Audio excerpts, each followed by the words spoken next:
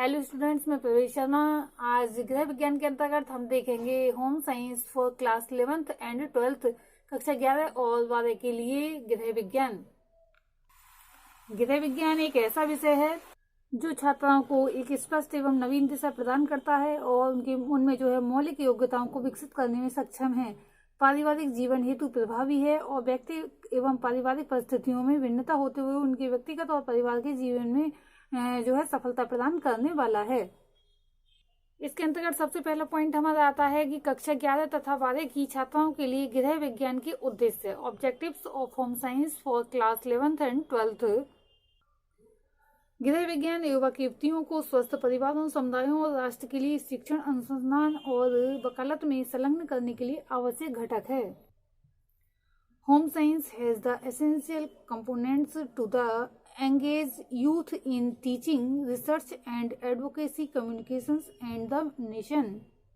इन छात्राओं के लिए मुख्य रूप से जो उद्देश्य हैं वे इस प्रकार से हैं: परिवार के सदस्यों की वृद्धि एवं विकास हेतु उपयुक्त पर्यावरण का निर्माण करना, छात्राओं में परिवार तथा समाज के सदस्यों के मध्य स्वस्थ संबंधों को स्थापित करने की क्षमता विकसित करना, उन्हें बच्चों का समुचित रूप में पालन पोषण करने, उन्हें शारीरिक, मानसिक व सामाजिक रूप से विकसित करने में योग प्रदान करने की दृष्टि से सक्षम बनाना, आर्थिक सुरक्षा हेतु दीर्घकालीन लक्ष्यों का निर्धारण एवं उन्हें प्राप्त करने के प्रयत्न करना, उन्हें मानव जीवन के यथार्थ को समझने के योग्य बनाना जिससे कि वे अपने जीवन में नैतिकता का समावेश कर सकें और जीवन की विशेषताओं से परिचित हो सकें, उनको पारिवारिक जीवन के महत्व के प्रति जागरूक बनाना तथा उन्हें सिद्धांतों, रुचियों एवं कौशलों से सुसज्जित करना जो कि उत्तम गृह एवं परिवार के विकास में सहायक होते हैं। सामाजिक संस्थाओं एवं समितियों के द्वारा आयोजित परिवार कल्याण संबंधी क्रियाकलापों में योग देने योग्य बनाना, ये इन कक्षाओं के लिए उद्देश्य हैं। नेक्स्ट पॉइंट है हमारा कि इन कक्षाओं में पढ़ाए जाने वाले सब्जेक्ट। लेकिन इससे पहले हम महत्व देख लेते हैं कि इन छात्राओं के लिए गृह विज्ञान का क्या महत्व है।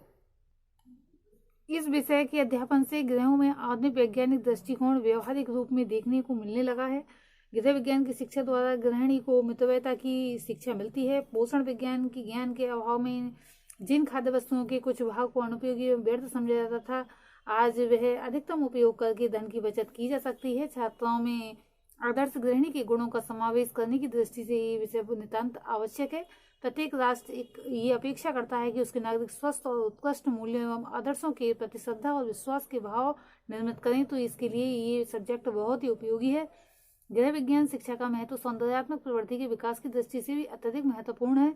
छूत तथा अन्य सामान्य बीमारियों के संबंध में छात्राएं पर्याप्त जानकारी कर लेती हैं। स्त्री भावी पीढ़ी की निर्मात्री होती है। शिशु के लालन पोषण का उत्तरदायित्व उसी का होता है। प्रारंभ में बालक का विकास किस प्रकार से होगा और किस तरह से आगे बढ़ेगा, ये सब इसी विषय के अंतर्गत सिखाया जाता है। नारी के लिए गृह विज्ञान का व्यावसायिक महत्व भी है। इसका पर्याप्त ज्ञान प्राप्त करने के पश्चात वे विभिन्न प्रकार के व्यवसाय अपना सकती हैं। Subjects taught for both the classes, तो इसमें सबसे पहला है पोषण एवं आहार, न्यूट्रिशन एंड डाइट। सेकंड है बाल कल्याण, चाइल्ड वेलफेयर। थर्ड है समाजशास्त्र, सोशियोलॉजी। नेक्स्ट है गृह व्यवस्था, होम कीपिंग या होम मेकिंग, पारिवारिक व्यवस्था, फैमिली सिस्टम, वस्त्रों की सिलाई, क्लॉथिंग, स्टिचिंग, वस्त्रों की धुलाई, वॉशिंग ऑफ क्लॉथ्स। सबसे पहले हम देखते हैं पोषण एवं आहार के विषय में। भोजन के तत्व प्रोटीन, कार्बोहाइड्रेट, वसा, खनिज लवण, विटामिन, रेशेदार भोज्य पदार्थ, प्रत्येक की रचना, उत्पत्ति, लाभ, आवश्यक मात्रा और पहचान। प्रेग्नेंट स्त्री तथा दूध पिलाने वाली माता का आहार, विभिन्न रोगों से पीड़ित रोगियों को उचित आहार, आयु तथा कार्य के अनुसार विभिन्न अवस्थाओं में उचित भोजन, पोषण, अपूर्ण पोषण, अपूर्ण पोषण के कारण एवं अपूर्ण पोषण के दोष तथा चिन्ह, भोजन सुरक्षित करने के प्रकार, बाल कल्याण, समाजशास्त्र तथा पारिवारिक व्यवस्था इसके अंतर्गत आते हैं। नेक्स्ट है बाल कल्याण यानी कि चाइल्ड वेलफेयर। माता पिता का उत्तरदायित्व व कर्तव्य, गर्भवती की परिचर्या, दैनिक रहन सहन और आहार, प्रसवकालीन आयोजन, नवजात शिशु प्रसूता की परिचर्या, शिशु पालन, बालक का विकास, शारीरिक, मानसिक एवं बौद्धिक, बच्चों के खेल, आदतों का निर्माण, शैशवावस्था के रोगों से बचाव, मातृ बाल मृत्यु की समस्या व कल्याणकारी योजनाएं इसके अंतर्गत आती हैं। मनुष्य एक सामाजिक प्राणी है। समाज में रहकर जो यथोचित आदान प्रदान कर आवश्यकता अनुसार दूसरों को सहयोग देकर, दूसरों में सहानुभूति सद्भाव रखकर तथा समाज हित के लिए स्वलाभ त्याग कर जो जीवन यापन करता है वही सुखी है। वही उस सात्विक आनंद का अनुभव करता है जो देवताओं को भी प्राप्त है। समाजशास्त्र स्वार्थ और परार्थ दोनों के प्रति प्रत्येक व्यक्ति के क्या कर्तव्य हैं इसका ज्ञान देता है। इसके उद्देश्य हैं समाज और व्यक्ति की पारस्परिक संबंध और निर्भरता का ज्ञान कराकर छात्राओं को समाज के प्रति उनके कर्तव्यों का बोध कराना, उच्च कोटि के सामाजिक जीवन के प्रति जो उनके कर्तव्य हैं उन छात्राओं को बोध कराकर उनमें ये भावना व सामर्थ्य उत्पन्न करना कि वे अपने समाज के विकास और वृद्धि के लिए व्यक्तिगत हित त्याग कर तन मन धन से सहायक हों। नेक्स्ट पॉइंट है गृह व्यवस्था, होम कीपिंग या फिर होम मेकिंग।